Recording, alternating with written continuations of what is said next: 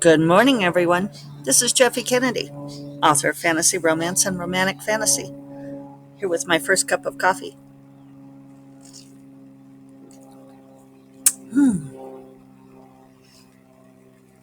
We'll suck that puppy down this morning.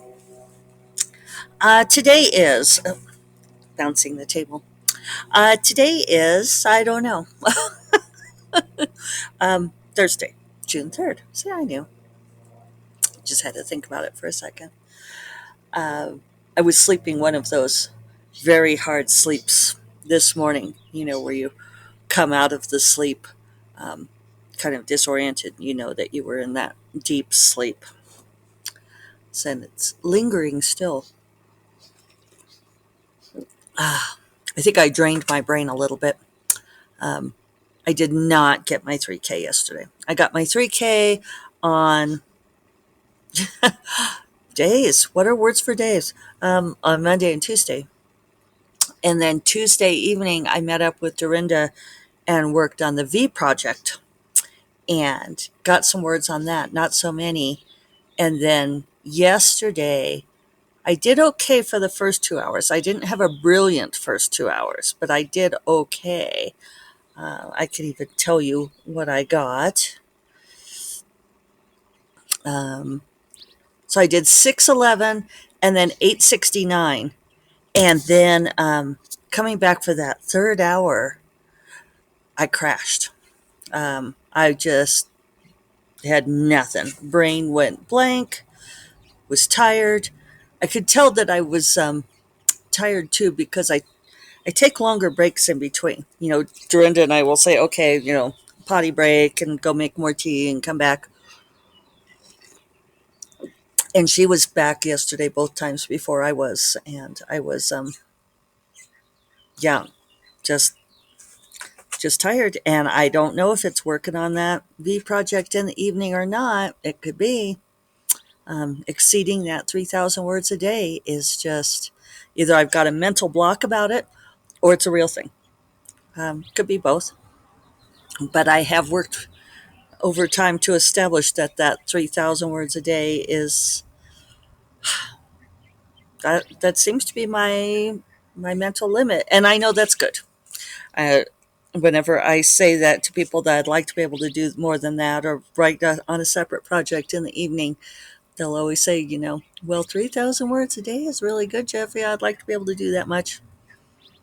And so even though there are people who can do more than that, have to own our process, own who we are, what we do. So I told Dorinda that I'm certainly not going to try to do this V project in the evenings until Bright Familiar is done. Have to get Bright Familiar finished. I'm very excited though that I got a BookBub featured deal. Yay! Baby's first BookBub featured deal. Everybody talks about that they try and try and try and have such a difficult time getting these featured deals. And it's annoying because they're kind of expensive too. But then everybody says, "Oh, well, you make your money back easily," and it's just the most effective promo there is. So June 11th, there's going to be a featured deal for Dark Wizard. Super exciting. So I might try and stack a few ads. For those of you who don't know, if you can make the BookBub featured deal, and I haven't tried this before. I actually had one before, but it was an international, blah, blah, blah, had an extra syllable in there. It was an international one, and it really didn't do all that much. But that's what I've heard other people say. But if the BookBub featured deal is kind of the holy grail. Um, and I got it in paranormal romance for Dark Wizard. I had tried before with Dark Wizard in fantasy, and this time I tried with paranormal romance. And the BookBub people, when they talk at conferences, they say, "Oh well, if you propose a different category than we think it'll work best in, we'll suggest the other category." But I think it made a difference that I suggested it for paranormal romance this time, which theoretic supposedly has many fewer followers than fantasy. So they say they've got something like 1.7 million subscribers to fantasy and 900,000 to paranormal romance, which I don't know why that would be, except that I think that a lot of people think that paranormal romance isn't what they like to read.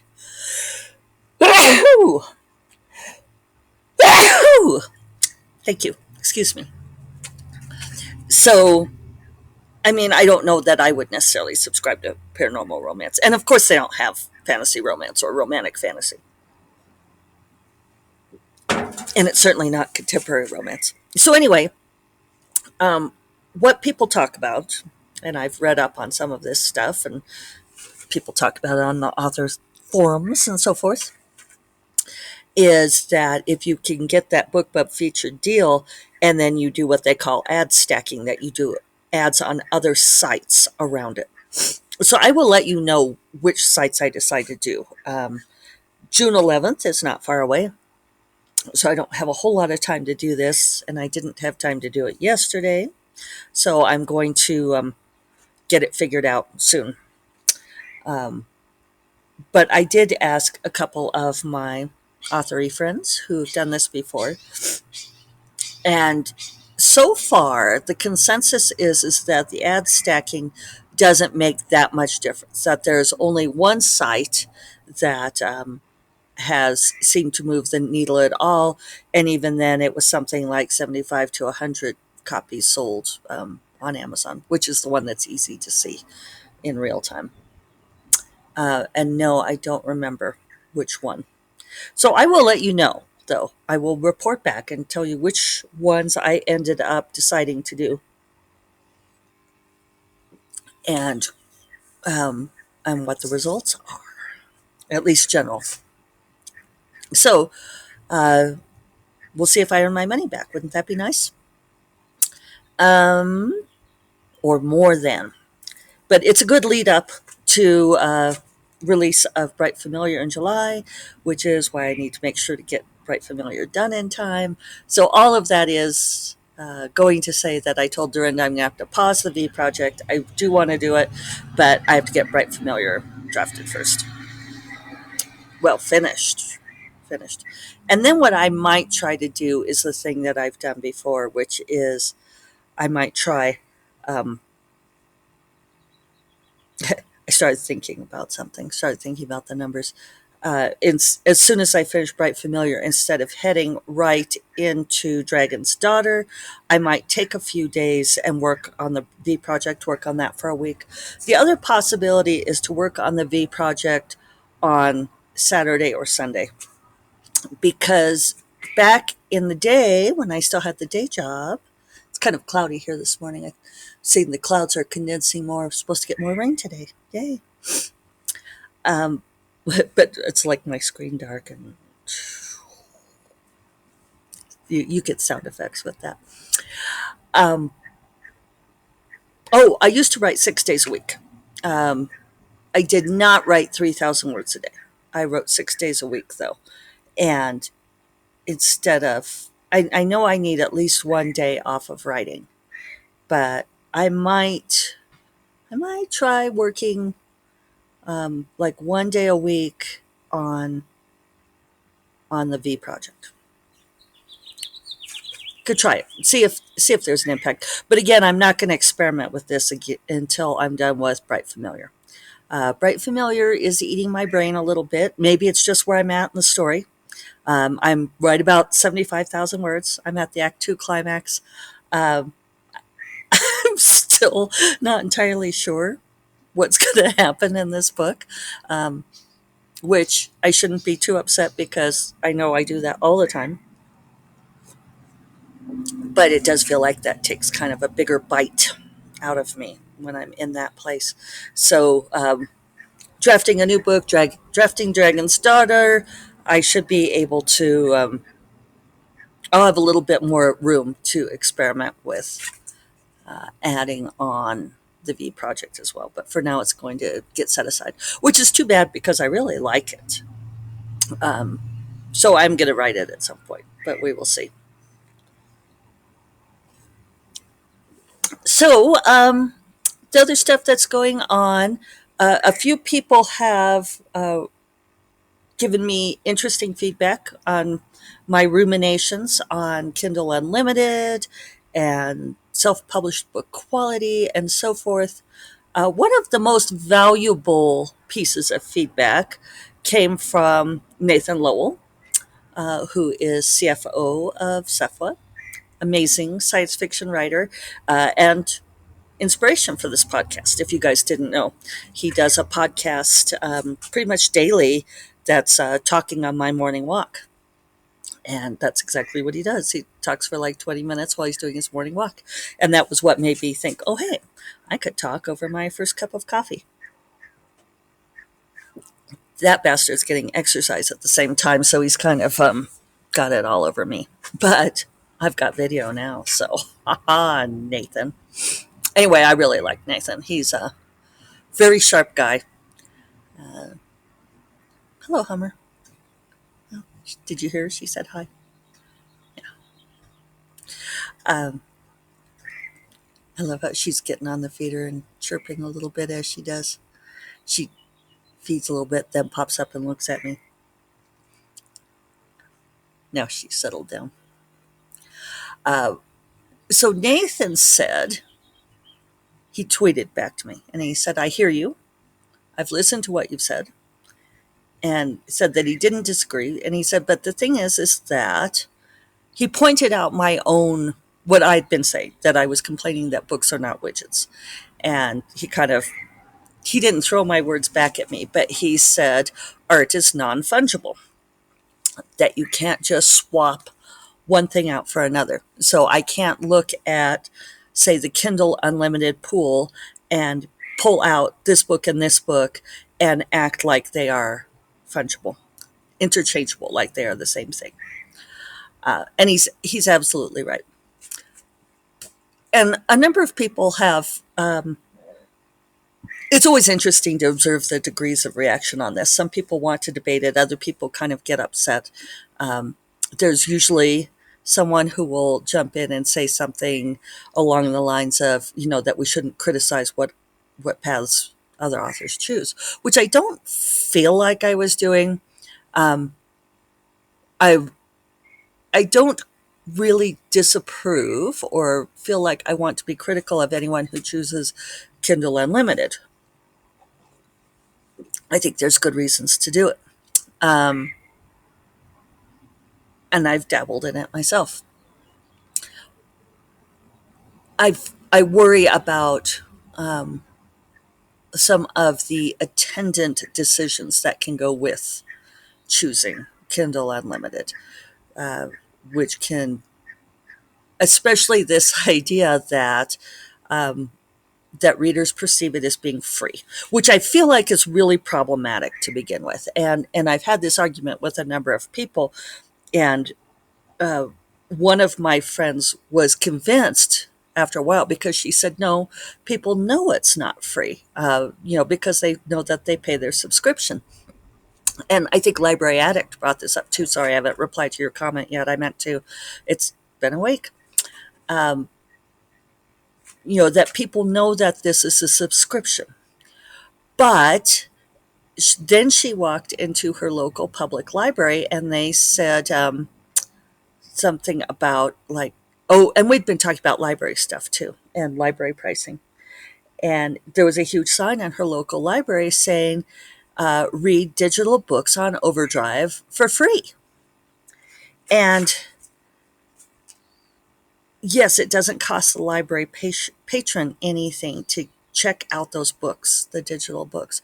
But all of this is creating the perception that ebooks are free, and that ebooks, and there's the coil warning, that ebooks on Kindle Unlimited are free. And people will say, oh, well, I'll read it because it's free. And knowing that there is such a low barrier to entry, are some writers choosing to go with a lower quality because they can get away with it? I mean, we're all pressed for time, we're pressed for creative energy. That's where I worry. Uh, the other arguments that have come up that are, I think, always interesting is that there is not an objective quality of good, which I agree with art, that there is not it's not math. You can't say that the equation was solved correctly or not. However, I feel like sometimes this gets taken to a ridiculous degree because I have seen, not necessarily with this particular debate, but I've seen authors argue that things like grammar and punctuation are not relevant, that all that matters is that you tell the story and you don't have to have correct grammar. And this always strikes me as the argument of the person who doesn't want to have to um, be honest with themselves about the fact that they don't have good grammar. Uh, and in some ways, that does come down to math.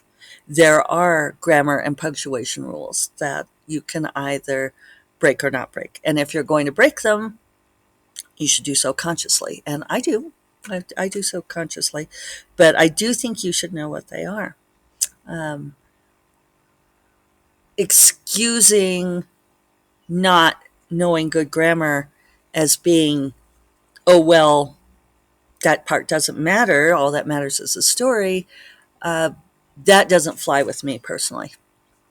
Um, and like I said, I don't think anyone brought that up on this particular debate, but I've heard it numerous times before.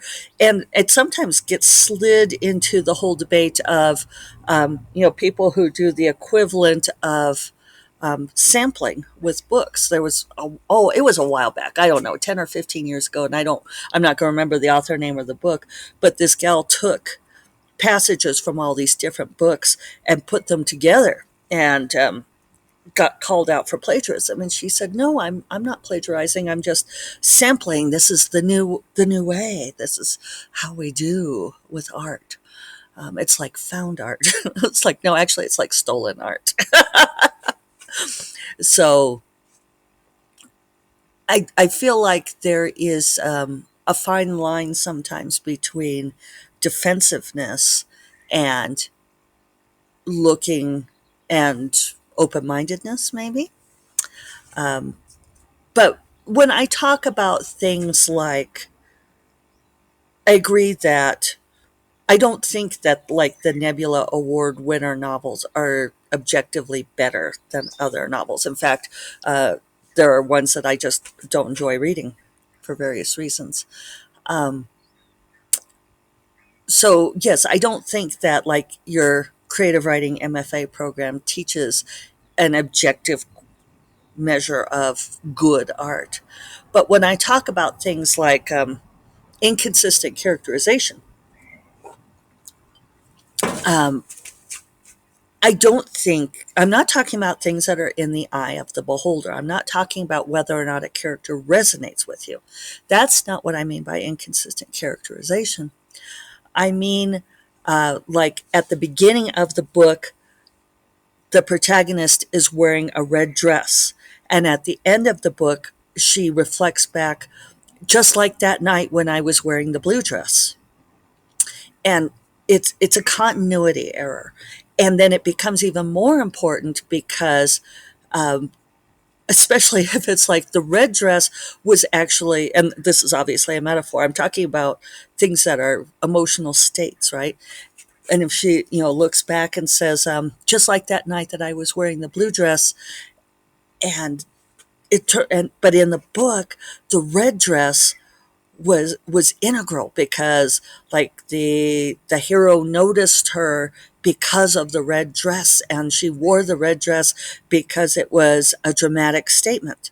And then so at the end of the book, when the author has forgotten about the red dress, I mean, that's what I'm talking about, and says, oh, that blue dress, not only has the author forgotten and not gone back to check and not had anyone check her continuity, uh, she's forgotten the significance of the red dress entirely.